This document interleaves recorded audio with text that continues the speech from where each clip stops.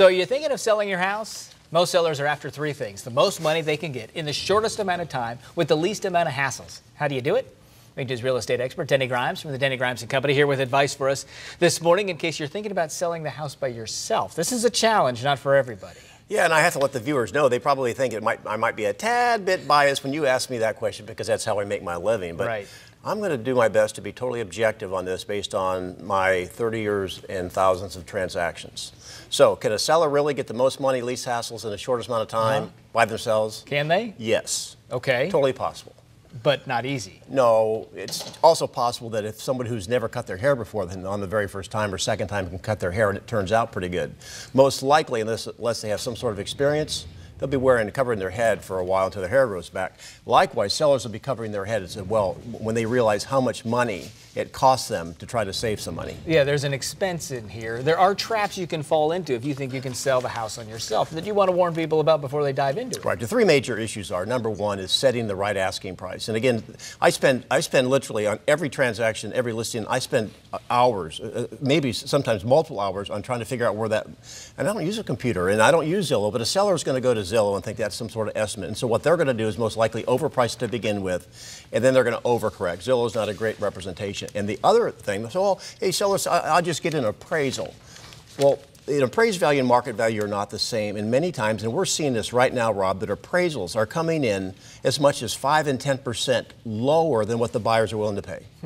So keep in mind that the seller's thinking they're going to save some money, but if they list their home 5 or 10% below what the market value is, they're not saving money at all. They've lost money. They've lost money, that's right. And then the next thing is the property inspections. Let me tell you, a home inspection report it's never a friend of the seller. This is an opportunity for the buyers to step back in and renegotiate. And if the sellers don't understand what their level of responsibility is in a contract, blah, blah, blah, they'll agree to fix things they really don't have to fix. So you don't have to say yes to everything on the list. No, they say yes way too often. It costs them hundreds, sometimes thousands of dollars because they don't know better, because they don't do this every day. And selling by owner, sometimes you run into unqualified buyers, you say. Right, and they're too trusting. And the buyers will maybe submit a contract. They won't ask for a pre-approval letter. I've seen many sellers have a contingency, like the buyers have to sell their home first. They get themselves in kind of a mess because they just agreed to the wrong things because they want to sell their house. And they don't know any better. And so they're going through all these motions to try to save 2 or 3% on the listing side. In reality, and I'll bet you $1 to a donut, the listing agent, if they're good, is always free to the seller. And you think, and you're seeing that most for sale by owners are actually deals that eventually involve an agent. That's right. So they're just saving half of the commission. Well, right. I mean, most of the for sale by owners, if they don't ever have a listing agent, most likely there is another agent involved in bringing the buyer, and they're going to pay the buyer 3%. So the sellers are going through this to try to save 3%.